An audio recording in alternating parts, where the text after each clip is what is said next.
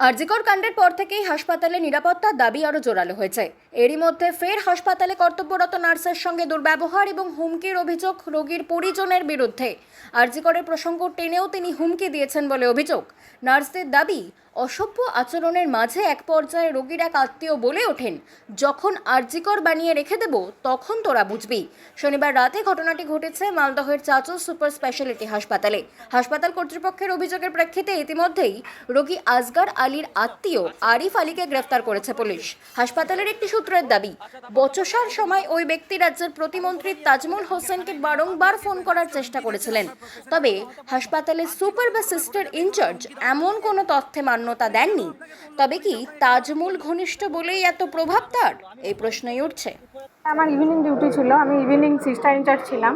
তো আমি on duty থাকা অবস্থায় ওই 7:45 দিকে হঠাৎ দেখি এখানে খুব চিৎকার চেঁচামেচি হচ্ছে মেল ওয়ার্ডে।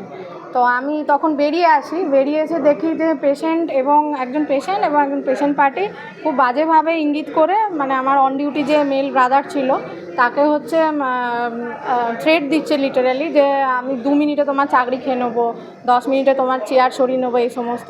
তো সেই সময় আমি শান্ত করার চেষ্টা করি, যেহেতু আমি ইভিনিং সিস্টার ইনচার্জ ছিলাম।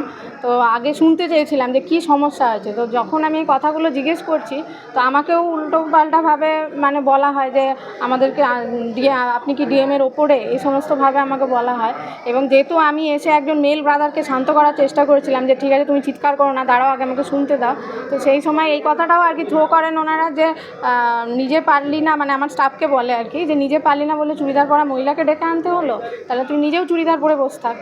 তো এই সমস্ত। তারপরে আমার আরেকজন যে ফিমেল স্টাফ ছিলেন তাকেও মানে বাজেভাবে ইঙ্গিত করা হয় যে আদিবাসী বলে তাকে করা হয়। এবং লাস্টলি যেটা বলা হয়েছে যে তোদের লজ্জা করে না যে আরজিকরের এরকম একটা ঘটনা ঘটেছে, যখন আরজিকর বানিয়ে রেখে দেবো তখন তোরা বুঝতে পারবি। এটা কারা বলে? পেশেন্ট এবং পেশেন্ট পার্টি। যারা এই হুমকি দিচ্ছিল তারা কি কোনো প্রভাব খাটানোর কোনো দলীয় প্রভাব বা কিছু বলে হুমকিটা দিচ্ছিল? না, সেরকম কিছু আমরা বুঝতে পারিনি কথা থেকে। এরকম কোনো কথার মধ্যে বলেছিল? না না না না না না, কোনো মন্ত্রী রিলেটেড কোনো ব্যাপার কিছু হয়নি। কতটা দুর্ব্যবহার করা হয় আপনাদের সঙ্গে? যথেষ্টই দুর্ব্যবহার করা হয়।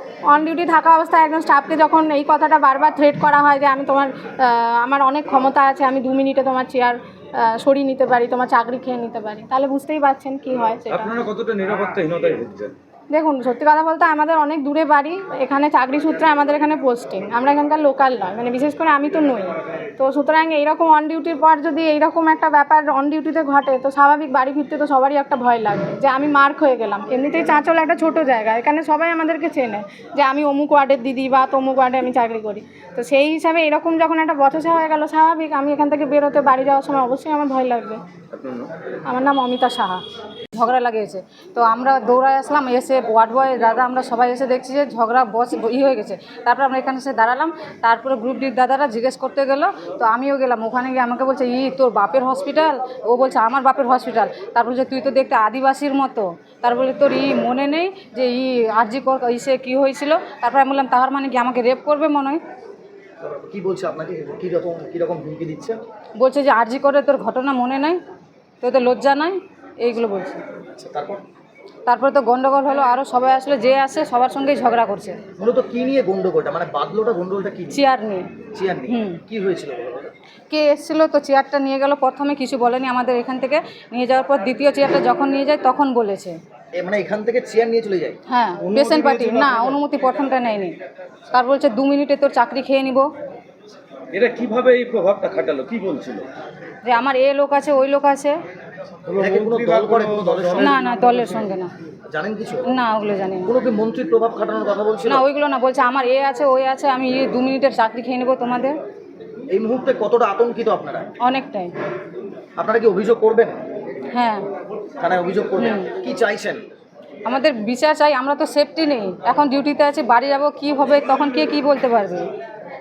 এই ধরনের ঘটনা আপনাদের সঙ্গে ঘটছে, কি মনে হচ্ছে যে ডিউটি করছেন, আপনারা মানুষকে পরিষেবা দিচ্ছেন, সেক্ষেত্রে বারবার আপনাদের এইভাবে হেনস্থার মুখে পড়তে হচ্ছে? খারাপ লাগে, যতটা পারি চেষ্টা করে দিই, তারপরেও কথা শুনতে হয়। আদেও কি নিজেদের সেফ ফিল হচ্ছে না? যথাসাধ্য আপনারা রোগীদের পরিষেবা দিই। আপনার নাম? পিঙ্কি সাহা। বাংলা খবর, আপনার রাজনীতি, আপনার আওয়াজ।